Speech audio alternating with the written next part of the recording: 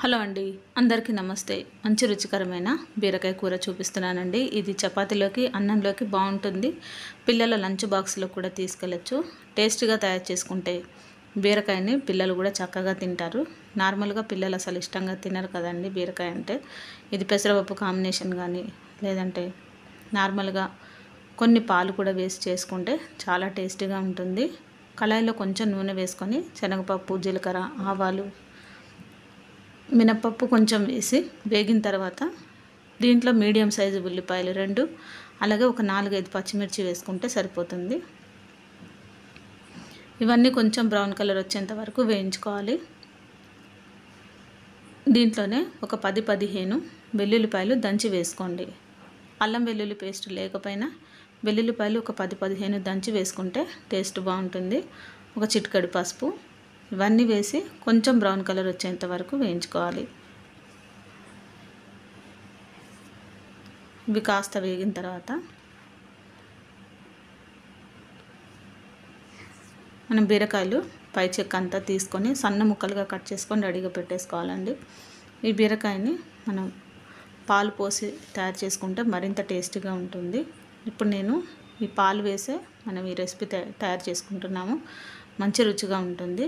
పిల్లలకు కూడా కొంచెం తినాలనిపిస్తుంది. ఉట్టి బీరకాయ కూర అసలు పిల్లలు అస్సలు ఇష్టంగా తినరండి. అలా కాకుండా మనం ఇలా కొంచెం వెరైటీగా తయారు చేసుకోవచ్చు. ఇప్పుడు మనం దీంట్లో కట్ చేసి పెట్టుకున్న బీరకాయ ముక్కలు వేసుకుందాము. ఇవి కొంచెం వేగేలోపు మనం కొద్దిగా కారం, కొద్దిగా ఉప్పు, మీ టేస్ట్కి తగ్గట్టు ఉప్పు వేసుకోండి.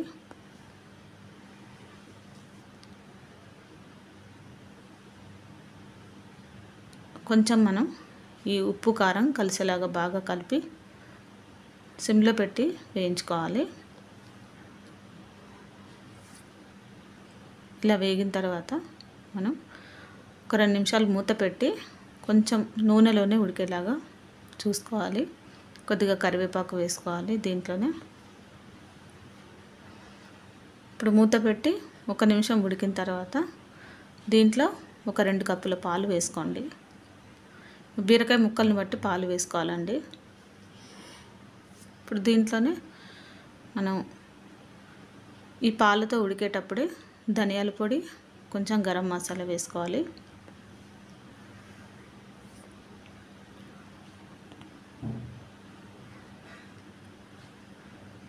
చూడండి, ఇంకా పాలు మనకి ఇంకిపోలేదు, సిమ్లోనే పెట్టాం కాబట్టి. ఇప్పుడు కొద్దిగా ధనియాల పొడి 1 స్పూను, ఒక అర స్పూను గరం మసాలా వేసుకోండి. ఇలా వేసిన తర్వాత మనం బాగా కలిపి మూత పెట్టేసి ఒక 2-3 నిమిషాల పాటు మీడియం ఫ్లేమ్లో పెట్టి ఉడికించుకోవాలి.